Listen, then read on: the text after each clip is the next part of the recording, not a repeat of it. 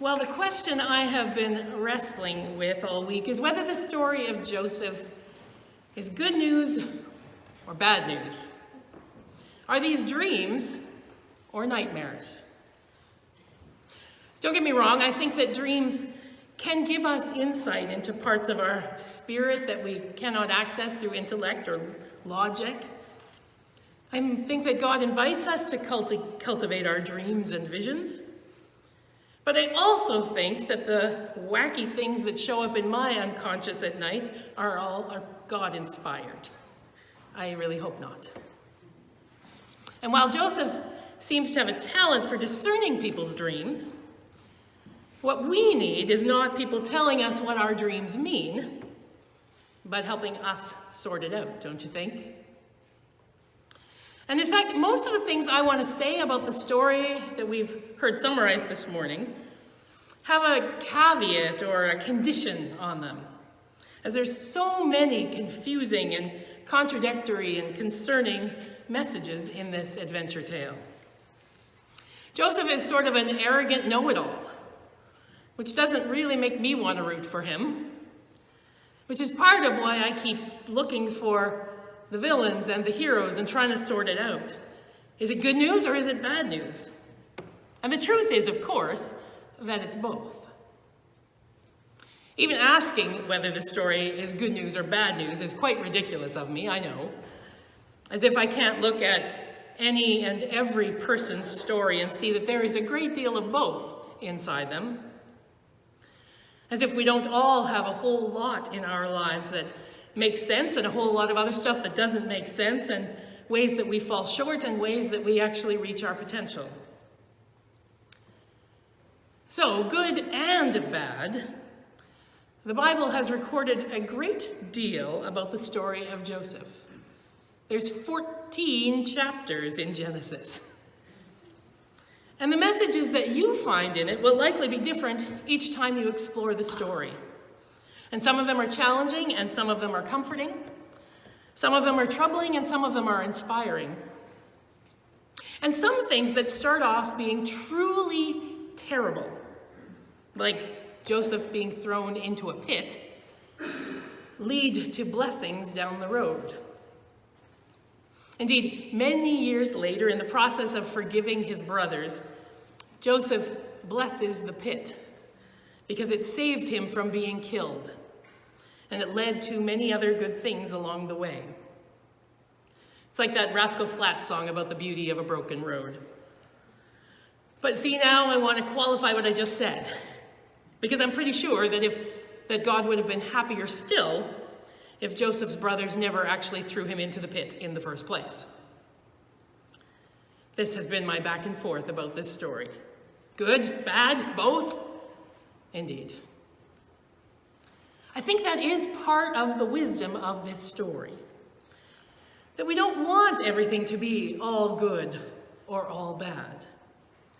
Because we know that too much of a good thing becomes bad.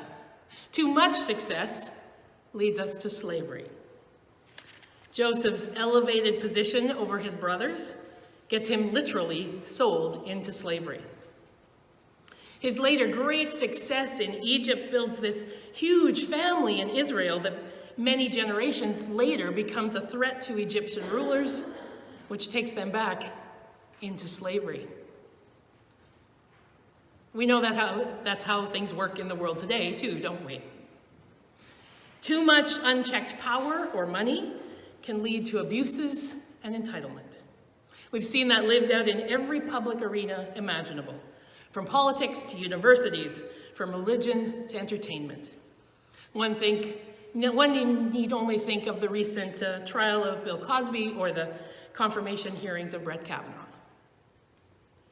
But it's not particularly the great success or even the slavery that is capturing my attention as I read the story today. It is a journey that Joseph begins in the pit and continues in Egypt. The one that the Bible calls a journey into exile. And the reason I'm thinking about it is because it is an experience that I think most of us can relate to in one way or another. It's that place or time when you feel different, or alone, or rejected, or like you don't quite belong. Joseph was shunned by his family and sent to a country where he didn't know the language, he didn't know the culture, where he got in trouble for trying to maintain his own identity and his integrity. But I think there's lots of ways that we can find ourselves feeling that way. So refugees and immigrants will have one experience.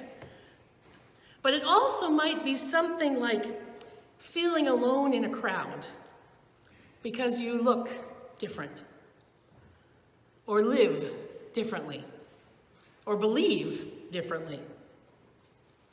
We see how populist movements have mobilized people who have felt this way. People who've been on the fringe. I think that's why people attach themselves to that whole idea of make America great again. Because it was popular with a segment of the population that was struggling with a rapidly changing world and weren't sure where they fit. But you also might feel like you don't fit with your family or the people you work with for lots of huge and tiny little reasons. What is it about your life that the people right around you don't seem to understand? What do you have to care about or worry about all the time that nobody else seems to get? We have municipal elections coming up. You might feel that your political views don't quite fit with the ones you spend time with. Maybe going to church or not going to church makes you feel like an outsider with the people in your life, or frankly, the consumer culture in which we live. Syed Hossein Nasr once said that every person who has a yearning for the Spirit feels like an exile in this world, no matter how much they serve it.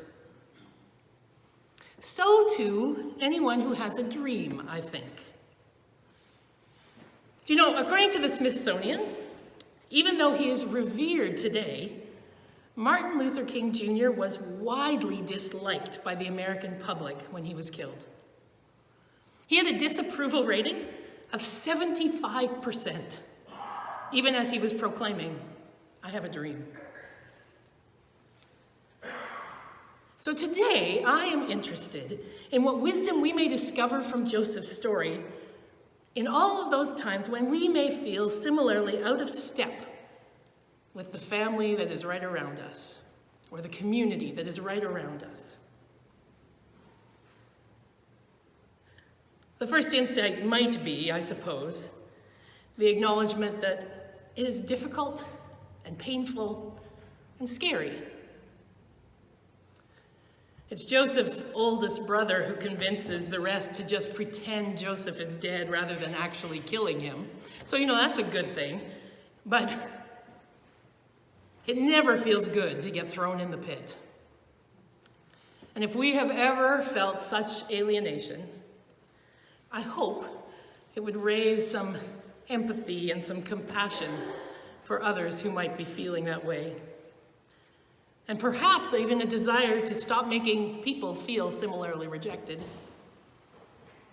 This feeling of exile can also make you feel unsafe and afraid, and make you want to control everything where you are. The instinct is totally understandable.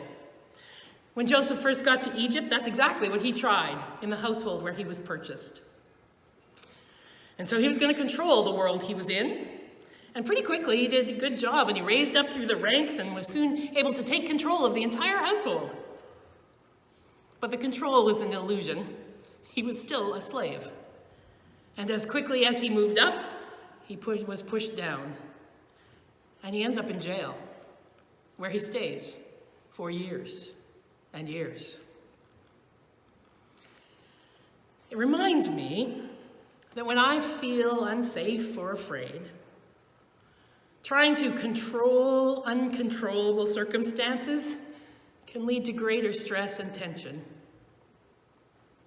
Instead, what I need in those moments is patience. with myself and with those around me.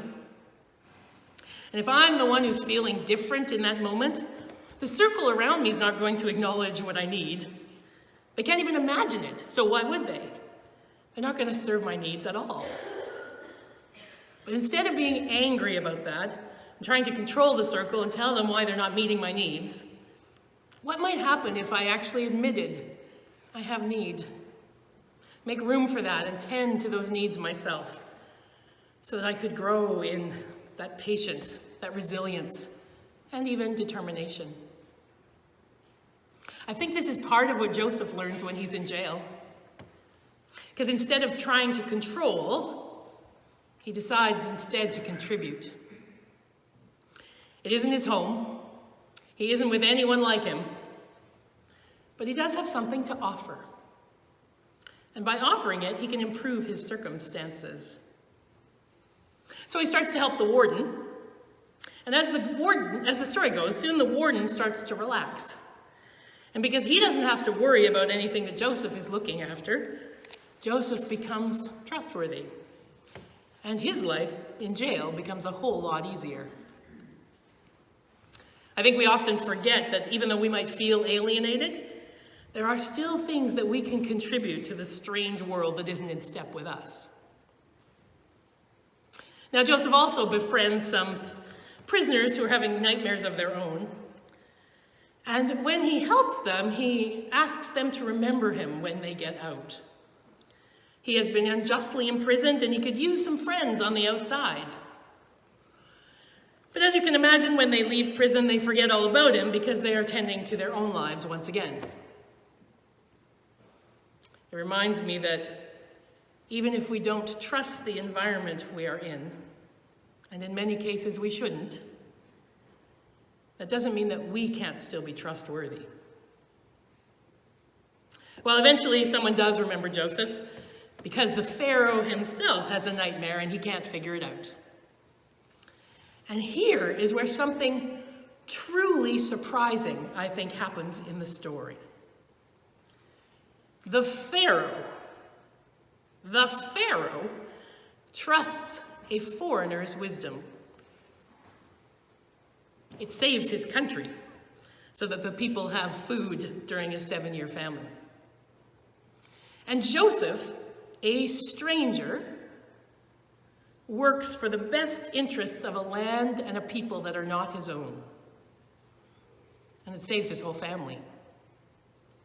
They survive the same famine by moving to Egypt when the family is reunited. That is shocking, don't you think? It occurs to me that when we worry too much about sides, when things must be all good or all bad, this kind of coming together is not even possible. You can think about the political climate in the world today. We're all about picking sides.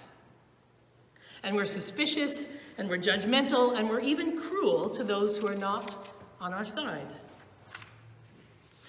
Think about the resistance there would be today from a world leader when asked by a foreigner to save their country. Think of the resistance there might be to believing that a foreigner's contribution might be done in service to a land that is not their own. Consider the resistance to being helped by people who have alienated us.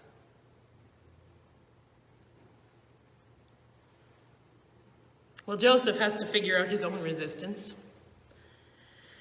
and get through all of that when his family comes to Egypt looking for food. And it takes him a while. He doesn't forgive them easily.